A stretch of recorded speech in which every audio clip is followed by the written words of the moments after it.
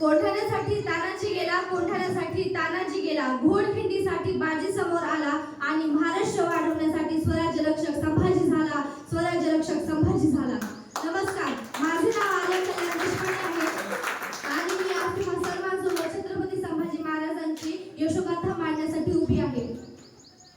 स्वराज्याचे दुसरे छत्रपती म्हणून ओळख असणाऱ्या संभाजी महाराजांचे पूर्ण नाव छत्रपती संभाजीराजे शिवाजीराजे भोसले असे होते.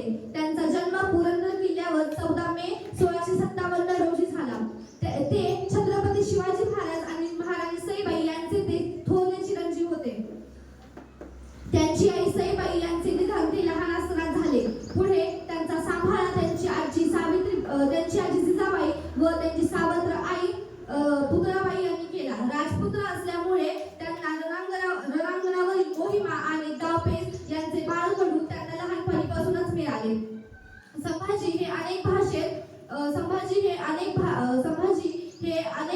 विद्याविशारद आणि ते अत्यंत धुरंधर राजकारणी होते. संभाजी महाराजांना साधू संतांबद्दल आदरभाव होता.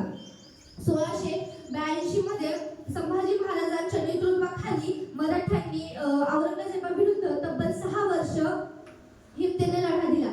पण त्यानंतर संभाजी महाराज आणि त्यांचे सल्लागार कवी कलश यांना औरंगजेबापुढे धर्मवीर गड येथे आणण्यात आले.